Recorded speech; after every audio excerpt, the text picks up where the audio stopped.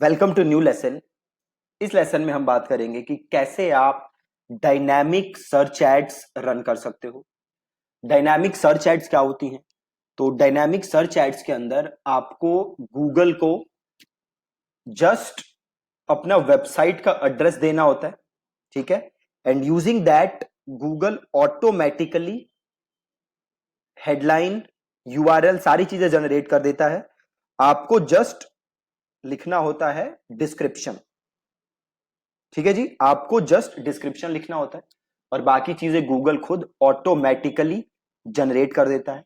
इसको हम कहते हैं डायनामिक सर्च एड्स, ठीक है। अब ये देखो, डायनामिक सर्च एड्स के साथ दिक्कत क्या है कि इस पे आपका कंप्लीट कंट्रोल नहीं है, ठीक है। जो डायनामिक सर्च एड्स हैं इस पे आपका कंप्लीट कंट्रोल नहीं है। प्लस डायनामिक सर्च एड्स जो हैं वो उन वेबसाइट्स के लिए रेकमेंडेड हैं बस जो वेबसाइट्स जल्दी चेंज नहीं होती। मतलब अगर आपकी वेबसाइट है और उस पर फ्रीक्वेंटली चेंजेस हो रहे हैं, है ना, तो आपके लिए डायनामिक सर्च एड्स रेकमेंडेड नहीं है। डायनामिक सर्च एड्स बस उसके लिए रेकमेंडेड है जिसकी साइट्स पे फ्रीक्वेंटली सर्चेस नहीं होते, मतलब फ्रीक्वेंटली चेंजेस नहीं होते, राइट। प्लस एक और दिक्कत क्या है डायनामिक सर्च एड्स के साथ कि डायनामिक सर्च एड्स जब आप रन करते हो तो गूगल जो है वो कीवर्ड जो है वो आपके वेबसाइट से फेच करता है, राइट। तो अगर आपकी वेबसाइट ऐसी है जहां कीवर्ड्स रिपीट नहीं हो रहे, देन गूगल को कई बार ये प्रॉब्लम होगी समझने में कि जो आपकी वेबसाइट है या जो आपका पेज है उसका थीम क्या है, वो किस कीवर्ड के बारे में है। और जब ऐसा होगा तो गूगल सही कीवर्ड्स नहीं दिखा पाएगा और आपके पास सही ट्रैफिक नहीं आएगा, है ना। तो ये थोड़ा सा प्रॉब्लम है, राइट। तो चलिए हम देखते हैं कि डायनामिक सर्च एड्स आप बना कैसे सकते हो, ठीक है। तो डायनामिक सर्च एड्स बनाने के लिए आपको सिंपल जाना है प्लस और न्यू कैंपेन और create a campaign without a goal, और आपको सर्च ही लेना है, राइट। और यहां पे आपको कुछ लेने की जरूरत नहीं है, आप सीधे कर दो कंटिन्यू। और बाकी जैसे आपने सर्च एड बनाया था सेम वैसे ही बनाना है, कोई अलग चीज नहीं है। बस एक चीज का फर्क है जहां पे आपको ध्यान देना है, बाकी सारी चीजें सेम है। सर्च एड और इसमें कोई फर्क नहीं है, जो मेन था वो मैंने आपको बता दिया।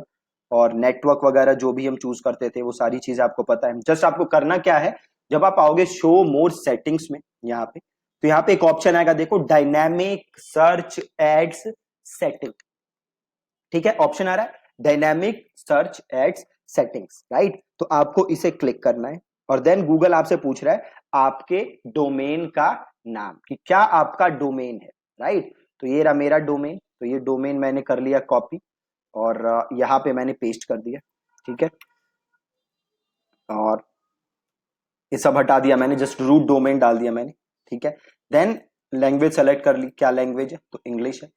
और सेलेक्ट अ टारगेटिंग सोर्स। अब देखो टारगेटिंग के लिए तीन तरीके हैं गूगल के पास। पहला, use Google index of my website. अब गूगल ने मेरी वेबसाइट इंडेक्स कर रखी होगी, है ना, गूगल पे। तो ये कह रहा है कि क्या जो गूगल ने वेबसाइट इंडेक्स की हुई है मैं वो सारी इंफॉर्मेशन यूज करूं। दूसरी कह रहा है कि URL from my page feed, अगर मैंने कोई पेज फीड बनाया है तो वो मैं यूआरएल सेलेक्ट कर सकता हूं और मैं उन्हें ही बस ऐड दिखा सकता हूं, उन यूआरएल्स पे ऐड दिखा सकता हूं। तो ये हम कल के लेसन में सीखेंगे कि कैसे आप ये पेज फीड बना सकते हो, कैसे यूआरएल बना सकते हो। And then last one is use URL from Google index as well as जो आपने पेज फीड दी, है ना। तो तीन ऑप्शन है। पहला, जो कि आपकी गूगल ने वेबसाइट इंडेक्स की है खाली वो इंफॉर्मेशन यूज करे। दूसरा, जो भी आपका आपने पेज फीड बनाया है गूगल पे, गूगल वो इंफॉर्मेशन यूज करे। And the last one is जो भी आपका पेज फीड है प्लस जो भी गूगल ने इंडेक्स किया है वो दोनों का कॉम्बिनेशन यूज करे, राइट। आगे सारी चीजें सेम है जैसी आप करते आए हो। यहाँ पे जस्ट आपको बजट लिखना है, बाकी सारी चीजें आपको पता है। बिडिंग हम यहाँ से चेंज कर लेते हैं, जैसे मैंने आपको बताया था कि मोस्ट ऑफ द टाइम्स हम मैनुअल सीपीसी ही यूज करेंगे और एनहांस्ड हम यूज नहीं करेंगे। शो मोर सेटिंग्स यहाँ पे हमें कुछ नहीं करना और एड एक्सटेंशंस का हमें कुछ नहीं करना। Save and continue. Add extension हम बाद में बना देंगे, अभी मैं नहीं बना रहा। अब देखो मेरा एड ग्रुप आ गया। अब आप एक चीज देखो, बाय डिफॉल्ट गूगल ने यहाँ पे दो कैटेगरीज बना दी, दो कीवर्ड टाइप यूज कर ले। पहला यूज किया गूगल ने Deepak Singh and then use किया गूगल ने फेसबुक एड्स। है ना। ये दो गूगल ने कैटेगरीज बना दी। अब मैं चाहूं तो मैं इन दो कैटेगरीज को यूज कर सकता हूं, राइट, इन दो कैटेगरीज को यूज कर सकता हूं, राइट। और यहां पे मैं लिख सकता हूं बिड। ये बेसिकली कीवर्ड्स हैं कि मैं इसके लिए कितना देना चाहता हूं और इसके लिए कितना देना चाहता हूं, कितने पैसे देना चाहता हूं, है ना। तो मैं यूज कर सकता हूं, कैटेगरी यहां से यूज कर सकता हूं, राइट। या फिर मैं क्या कर सकता हूं, एक ऑप्शन है देखो, स्पेसिफिक वेब पेजेस। अगर मैं कैटेगरी यूज नहीं करना चाहता तो मैं यहां पे स्पेसिफिक वेब पेजेस डाल सकता हूं जो कि मैं टारगेट करना चाहता हूं, राइट। तो जो भी पेज है से ये मेरा होम पेज है, मैं इसे ही टारगेट करना चाहता हूं, तो ये मैं डालूंगा और यहां पे मैं ऐड कर दूंगा, राइट। अब देन मुझे लिखना है बिड, कि कितना मैं बिड करना चाहता हूं, राइट। तो यहां पे मैं क्या टारगेट कर रहा हूं, स्पेसिफिक वेब पेजेस। और यहां पे मैं क्या कर रहा था, यहां पे मैं, गूगल ने मुझे ऑलरेडी रेकमेंड किया था, मैंने वो चूज किया था।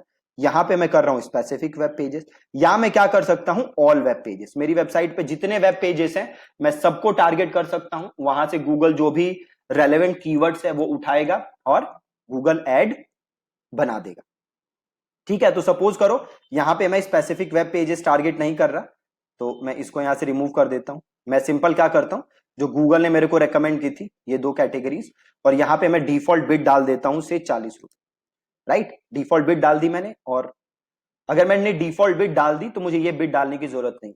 अगर मैं ये बिड डालना चाहता हूं, सपोज करो मैंने डाल दिया 60 रुपीज, तो गूगल से मैं क्या कह रहा हूं कि भैया मेरा डिफॉल्ट बिड तो है 40, बट इस वाले के लिए, इस थीम के लिए, इस कैटेगरी के लिए, इस कीवर्ड के लिए मेरा बिड है 60, राइट। और इतना मैंने किया और देन मैं करूंगा सेव एंड कंटिन्यू। अब देखना आप जादू, देखो आपको यहां पे बस लिखना है डिस्क्रिप्शन, बाकी चीजें गूगल क्या करेगा, गूगल डायनामिकली खुद जनरेट कर देगा, आपको ये करने की जरूरत नहीं है।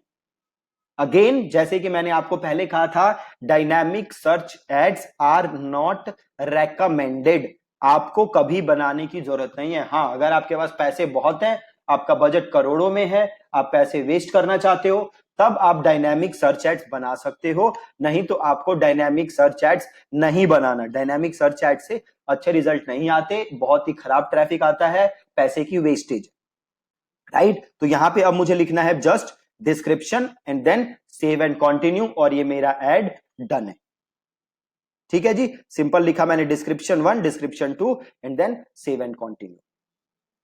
यूआरएल ऑप्शंस आपको पता ही है, आप ट्रैकिंग टेम्पलेट जो मैंने आपको बताया था, आप अगर आप लगाना चाहो तो यहां पे लगा सकते हो, और सिंपल आपको क्या करना है, सेव एंड कंटिन्यू, बन गई आपकी dynamic search add.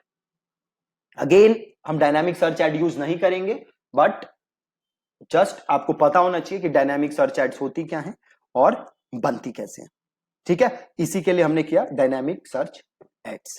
Thank you so much for watching this lesson.